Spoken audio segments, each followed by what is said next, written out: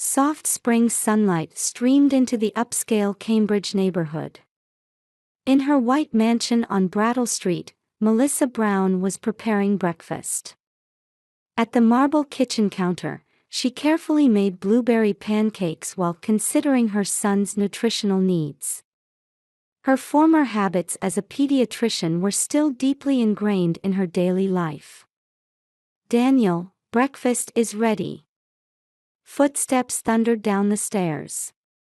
Her 8-year-old son Daniel appeared with his usual bright smile, wearing blue pajamas with his brown hair slightly disheveled.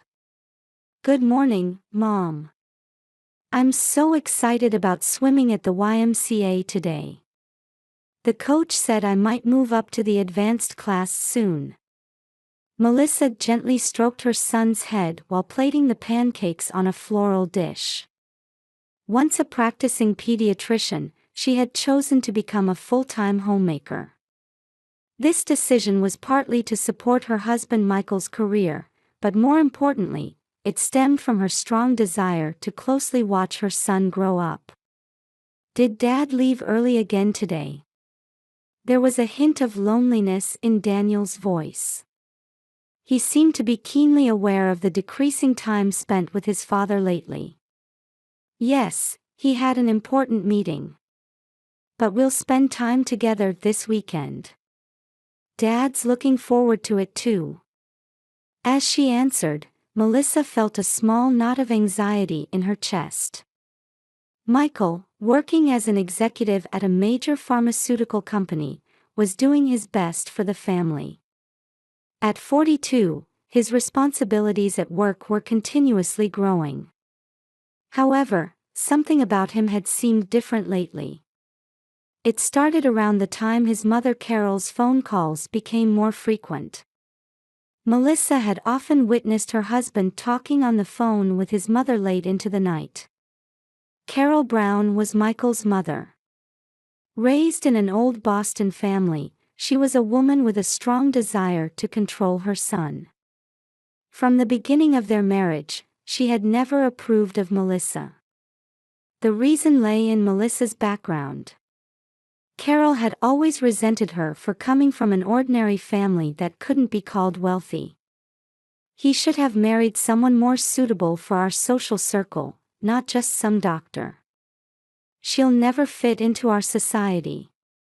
Melissa still vividly remembered those words from her mother-in-law, as if they were spoken yesterday.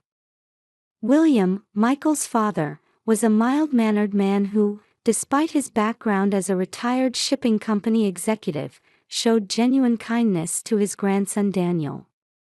However, even he could never stand up to Carol. Melissa and Michael's story began during their residency. They naturally gravitated toward each other while participating in the same training program at Massachusetts General Hospital. Late-night shifts, sincere dedication to patients, passion for medicine, their shared values brought them together. When they decided to marry after 2 years of dating, they faced Carol's fierce opposition. "Of all people, why her? Are you trying to tarnish our family lineage? Michael, you're ruining your future." Though they married for love despite the opposition, their relationship with Carol worsened rather than improved after Daniel's birth. Her mother-in-law's words grew increasingly bitter over the years. "Despite being my grandson, he only shows traits from your family line. You're raising him all wrong. You need to be stricter with him. You're spoiling him too much. Even though he's Michael's child, he's becoming more like you. What a shame."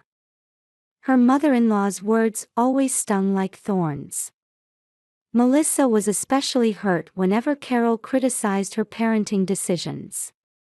She had carefully considered every aspect of child rearing, both as a physician and as a mother. Amidst this tension, plans emerged for a cruise to celebrate her in-laws' 40th wedding anniversary. It would be a 3-night, 4-day journey on a small cruise ship departing from Port Miami in Florida, with about 200 passengers. The family trip was scheduled during spring break. When Melissa heard about this plan, anxiety crept into her heart. The thought of spending extended time with her mother-in-law in the confined space of a ship made her chest tighten. However, this might be an opportunity to repair family bonds.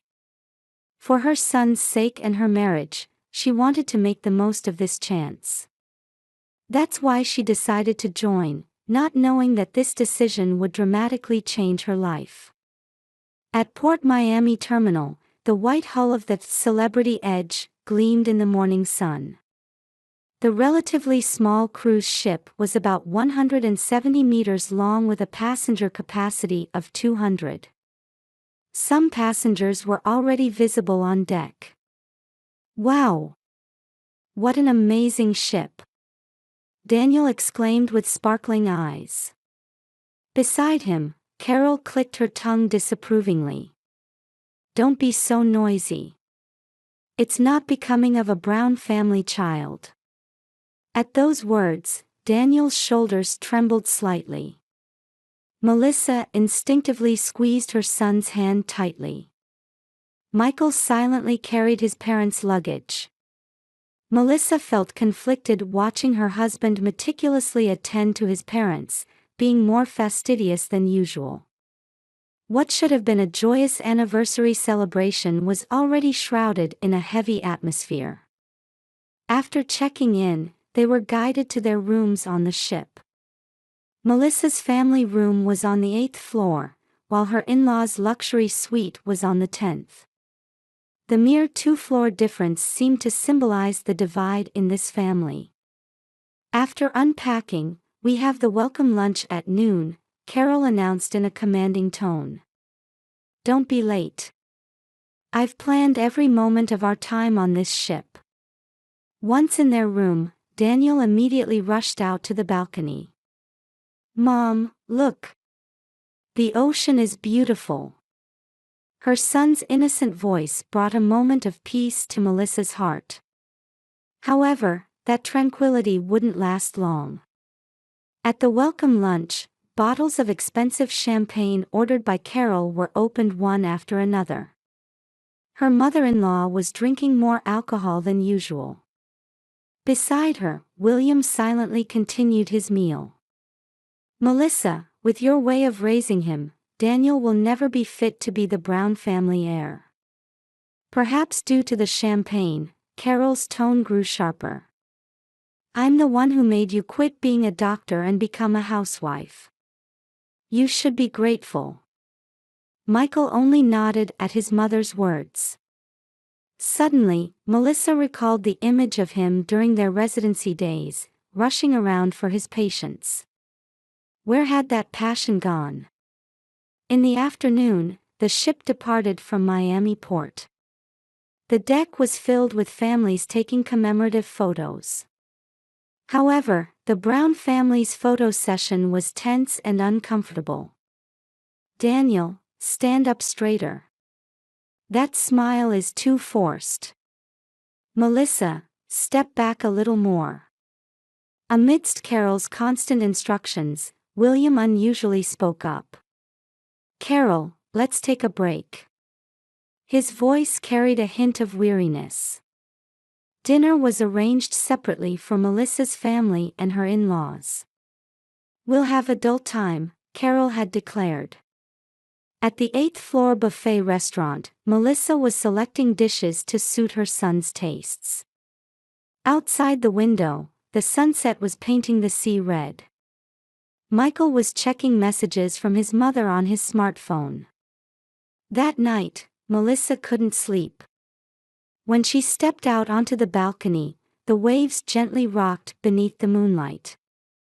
On the second morning, Carol was already drinking wine at the family breakfast table. During the morning, Daniel was swimming in the ship's pool. Melissa felt proud watching her son demonstrate the swimming skills he'd learned at the YMCA. However, Carol's expression suddenly twisted as she watched from a deck chair by the pool. "That child is so impudent, trying to show off in front of everyone." Running around the poolside, he has no manners. This is the result of your parenting, Melissa. Her mother-in-law's parting shots echoed around the poolside. Michael could only stare at the water's surface, unable to respond to his mother's words. After lunch, a ship-wide announcement was made. We have received reports of shark sightings around the vessel this morning. For safety reasons, swimming in outdoor pools and decks will be temporarily prohibited. As evening approached, the ship began buzzing with preparations for the anniversary party. The deck was being decorated, and live music arrangements were being set up. About 40 couples had been invited. In their room, Melissa was adjusting Daniel's bow tie. Blue jacket with a white shirt. When she said, "You look handsome," her son smiled happily. "I want to take a picture with Dad." At those words, Melissa nodded firmly. Even if her marriage was shaky, she wouldn't let the bond between father and son be destroyed. However, an unimaginable tragedy awaited this family. Behind the glamorous deck party, years of conflict were about to explode in a moment that was rapidly approaching. The evening deck was bathed in orange light. Anniversary party decorations for the 40-year celebration were everywhere. White-clothed tables were lined with champagne glasses, and a professional photographer was preparing for commemorative photos. A jazz band played gentle melodies. About 40 couples were enjoying this special night, sipping from their glasses. Waiters moved about with trays of hors d'oeuvres, creating an elegant atmosphere on deck. Yet a certain tension had crept into this peaceful scene. Carol Brown was already several glasses into the champagne. Her cheeks were flushed, and her usually graceful demeanor was gradually crumbling. William watched her with worried eyes. "Carol, perhaps you should rest. Be quiet. This is our anniversary. No one will ruin it." Melissa heard this conversation from a short distance away. Her palm, holding Daniel's hand, was slightly sweaty. "Hey, Mom. Can I take a picture with Dad?" Her son's innocent voice brought her back to reality. "Yes, of course. I'll go get him." Michael was standing near his mother, as if on guard. When Melissa approached, his body tensed slightly. "Daniel wants to take a picture with you." "Ah, right." That's when it happened. Near the deck railing, Carol raised her voice. "For 40 years, we've built a perfect family." Her voice was slurred with alcohol. The surrounding conversations gradually stopped. "But my son betrayed my expectations. Marrying that woman, and then, that child." Carol's gaze turned toward Daniel. "That child should never have existed." The deck fell silent at her sudden outburst. The live music stopped, and the waiters froze in place. The eyes of 40 couples all turned toward the Brown family. "Mother, please stop." Michael's voice trembled. But Carol began shouting even louder. "Don't you understand what I'm saying? You're a Brown family son. Yet you." She suddenly began walking toward Daniel. Though her steps were unsteady from drinking, her eyes held an unusual gleam. "Mother!" "Carol!" Michael and William shouted simultaneously. Melissa tried to embrace Daniel quickly, but Carol's movements were faster. "Your child doesn't belong in this family." With those words, Carol grabbed Daniel's arm. Her son's scream echoed. Melissa cried out desperately. "Stop! Let him go." But Carol's strength was unnaturally powerful. Driven by alcohol and madness, she dragged Daniel toward the railing. "Michael! Help!" To Melissa's desperate plea, her husband hesitated for a moment before responding coldly. "Mother is right." In that instant, an unimaginable scene unfolded. Daniel was dragged to the deck railing. Then Carol's hands lifted the boy's body. "Mom!" Daniel's anguished cry echoed in the twilight sky. And in the next moment, the small body was thrown overboard from Carol's hands. Melissa's scream pierced the air. That's when someone unexpected moved. William, who had been quietly seated until then, suddenly stood up. "Carol! What have you done?" William's voice was filled with a rage no one had ever heard before. As if 40 years of silence had exploded all at once. "Now our family line will." As Carol began to speak triumphantly, William's large frame charged toward her. "You foolish woman." William's hands grabbed Carol's waist. And then an incredible scene unfolded. Without hesitation, William threw his wife into the sea from the same spot where she had just thrown their grandson. Carol's scream echoed. Then 2 splashes. Man overboard. 2 people in the water. Emergency situation. The captain's voice rang out over the ship's speakers. "Activate shark deterrent systems. Launch rescue boats immediately." The crew sprang into action. The shark sighting from hours earlier crossed everyone's mind. The Florida coast in spring was when sharks were most active. And now, 2 people had been thrown into the sea. Melissa clutched the railing, desperately searching for any sign of her son. A small shadow in the waves. And another larger one. The ship had fallen into complete panic. The 40 couples were screaming, and some even fainted. Waiters ran around throwing life preservers, while the captain's instructions continued to fly. Michael just stood there, dumbfounded. The blood had drained from his face as he gripped the railing with trembling hands. William sat quietly in a chair, as if accepting the weight of what he had just done. 40 years of marriage. And what had just happened? He seemed to be quietly accepting it all. The professional rescue team quickly lowered the lifeboats. But it was a race against time. The sun had already set, and darkness was approaching. Melissa closed her eyes in prayer. "Daniel, please live, please." As the rescue boat's engine roared, everyone held their breath watching the rescue operation. Melissa remained clutching the railing, continuing to pray. Michael was still in shock, sitting in a corner of the deck. "Over there."